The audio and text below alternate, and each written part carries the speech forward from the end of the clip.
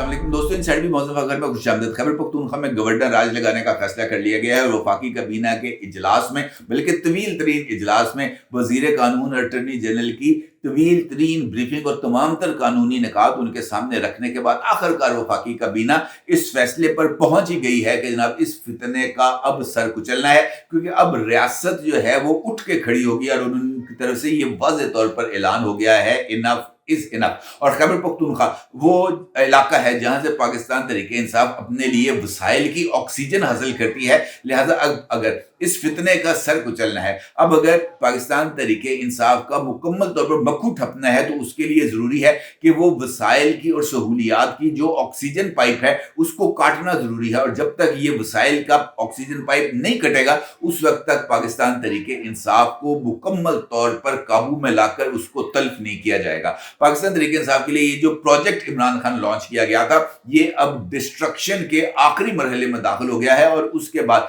हतमी फैसला कर लिया गया है कि जनाब प्रोजेक्ट इमरान खान को ना सिर्फ शेल्फ किया जाएगा, बल्कि अगर मैं आपसे ये कहूं कि इसको जलाकर रद्दी की टोकरी में डाल दिया जाएगा तो ये कहना बिल्कुल गलत नहीं होगा। और मुस्तकबिल में भी इस प्रोजेक्ट में मौजूद तमाम किरदारों को हमेशा हमेशा के लिए सियासी मंजरनामे से तल्फ किया जा रहा है। और इस हवाले से अहम तरीन फैसला ना सिर्फ गवर्नर राज है बल्कि पाकिस्तान तहरीक इंसाफ पर पाबंदी भी है। अब चूंकि ऑपरेशन क्लीन अप का आगाज हो चुका है और रियासत ने अपने मसल्स इस्लामाबाद में दिखा दिए और रियासत ने इस बात का अमली सबूत दे दिया है कि जब रियासत रिस्पॉन्ड करने पर आती है तो किस तरीके से रिस्पॉन्ड करती है। अगर रियासत आपके हमनवा हो, आपके पीछे खड़ी हो, तो आप 126 दिन का धरना देते हैं, लेकिन रियासत अगर आपके सामने आकर खड़ी हो जाए तो आपके लिए 26 मिनट भी रियासत की ताकत को बर्दाश्त करना कतई तौर पर मुमकिन नहीं रहता और आप जूते और शलवारें छोड़कर, गाड़ियां छोड़कर भाग जाते हैं। और यही वो सबूत है कि रियासत का सब्र अगर खत्म हो जाए और रियासत अपनी ताकत को सामने लाने पर मजबूर हो जाए तो फिर यही कुछ होता है जो कि इस्लामाबाद में ब्लू एरिया में हुआ। और ये पैगाम था, बड़ा ही इंपॉर्टेंट पैगाम था और इस इंपॉर्टेंट पैगाम के बड़े ही स्ट्रॉन्ग इंपैक्ट सामने आए हैं। वो तमाम लोग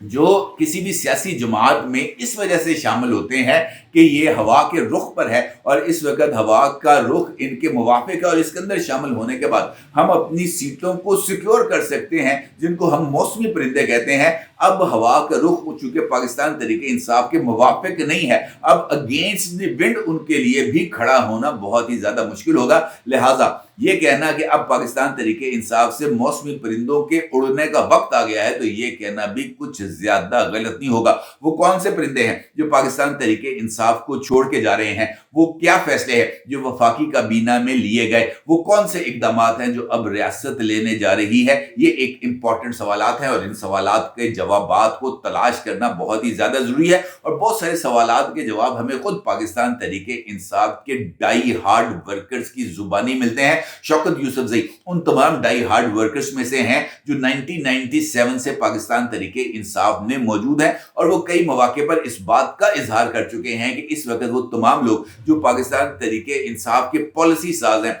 हिकमत अमली बनाते हैं, या वो तमाम लोग जो इमरान खान तक पैगामात या सिचुएशन से उनको आगाह करते हैं, वो पार्टी के साथ और बानी चेयरमैन के साथ मुखलिस नहीं है। अभी ताज़ा तरीन बयान में शौकत यूसुफजई साहब ने इस बात का बरमला इजहार किया है कि पार्टी इस वक्त उस रास्ते पर चल रही है जिसके नतीजे में पार्टी भी तबाह होगी और बानी पीटीआई को अगर किसी तरफ से कोई सहूलियात या रियायत मिलना भी थी तो उसके भी दरवाजे बंद हो रहे हैं। हम अपने हाथों से पार्टी को उस गड़े में फेंक रहे हैं जहां से पार्टी तो डूबेगी ही और उसके साथ बानी चेयरमैन का भी मुस्तकबिल हमेशा हमेशा के लिए तारीक हो जाएगा। और शौकत यूसुफजई साहब की तरफ से ये इंतबा पार्टी के तमाम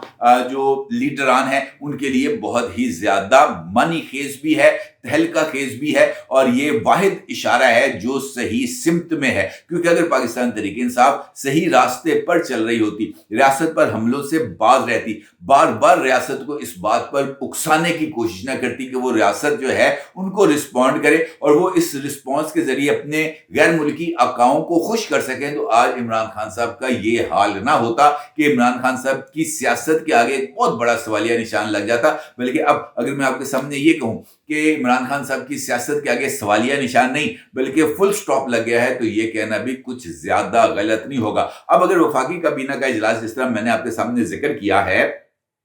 یہ بہت ہی طویل تھا، تقریباً 6 گھنٹے تک یہ وفاقی کابینہ کا اجلاس چلا ہے، اور اس وفاقی کابینہ کے اجلاس میں جہاں پر مختلف امور پر تبادلہ خیال کیا گیا، وہاں ایجنڈے کے اوپر 2 چیزیں بہت ہی زیادہ اہمیت کی حامل تھیں۔ ان میں سے ایک ایجنڈا آئٹم تھی پاکستان تحریک انصاف پر پابندی، اور دوسرا ایجنڈا آئٹم تھی خیبر پختونخوا میں گورنر راج کا نفاذ، اور یہ دونوں فیصلے ہیں یہ ایک دوسرے کے ساتھ انٹر لنک کرتے ہیں، اور پاکستان تحریک انصاف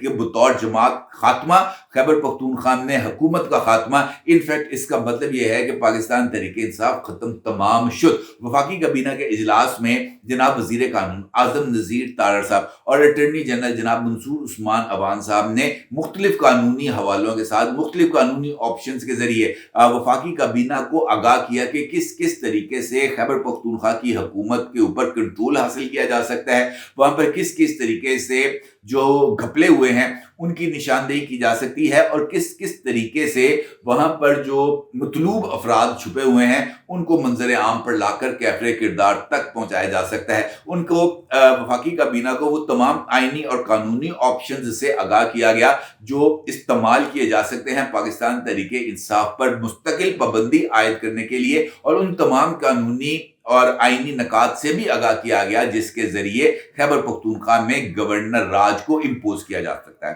وفاقی کابینہ نے ان دونوں آپشنز کی منظوری دے دی ہے، اور پہلے مرحلے میں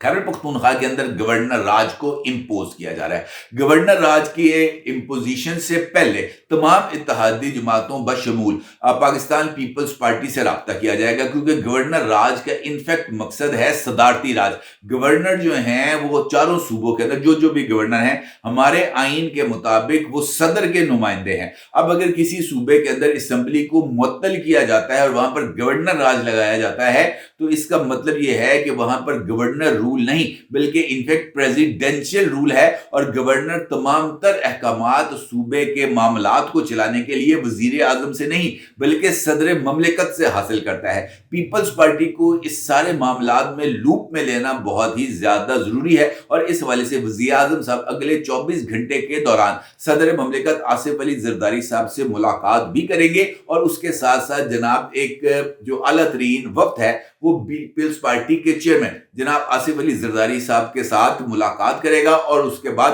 بلاول بھٹو زرداری صاحب کو بھی اس ملاقات کے اندر شامل کیا جائے گا، اور ان کے سامنے بھی تمام تر صورتحال کو رکھا جائے گا، اور بلاول بھٹو صاحب کی منظوری کے بعد اور دیگر اتحادیوں کی منظوری کے بعد جناب وفاقی کابینہ فوری طور پر یہ جو گورنر راج کے نفاذ کے لیے جو سمری ہے وہ بھجوا دے گی، اور گورنر راج صوبے کے اندر نافذ کر دیا جائے گا۔ گورنر راج کے نفاذ سے پہلے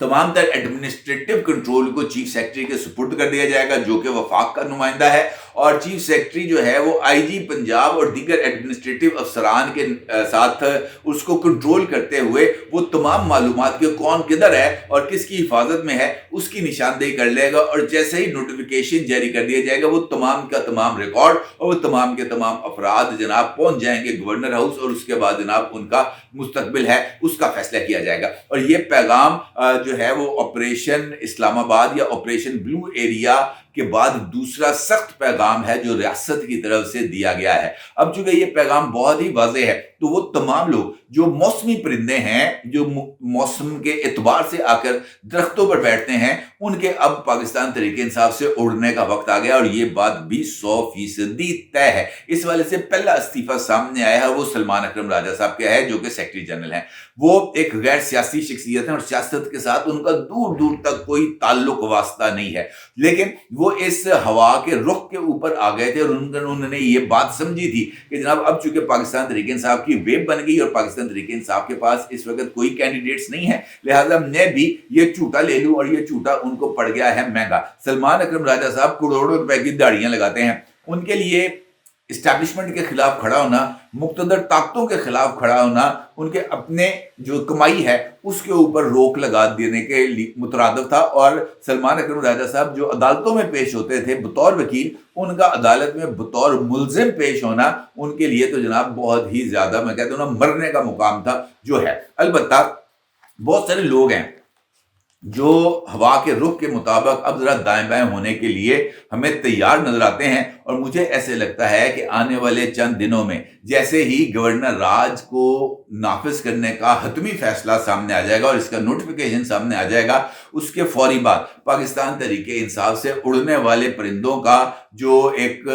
मौसम होगा, वो इस कदर खौफनाक होगा कि परिंदे रोज़ के सैकड़ों की एतबार से, दर्जनों के एतबार से पाकिस्तान तहरीक-ए-इंसाफ को छोड़ के जा रहे होंगे। डेली बेसिस पर कोई ना कोई खबर होगी कि कप्तान की फलां विकेट गिर गई, फलां एरिया से फलां विकेट गिर गई, और ये जो विकेटें गिरने हैं इसका अमल जो है वो डेली बेसिस पर होगा। इसके अंदर भी कोई दो राय नहीं। इससे मैंने आपसे गुजारिश की कि रियासत के खिलाफ खड़ा होना बहुत ही ज्यादा मुश्किल काम है, और अब चूंकि रियासत ने डंडा उठा लिया है, लिहाजा अब तो जनाब बड़ों बड़ों का पित्ता पानी हो जाएगा। ये बात 100% तय है और पाकिस्तान तहरीक-ए-इंसाफ को इसका बखूबी इदराक भी है। अपने जरूर ज़ाहिर कीजिएगा। आपको बहुत शुक्रिया। अल्लाह।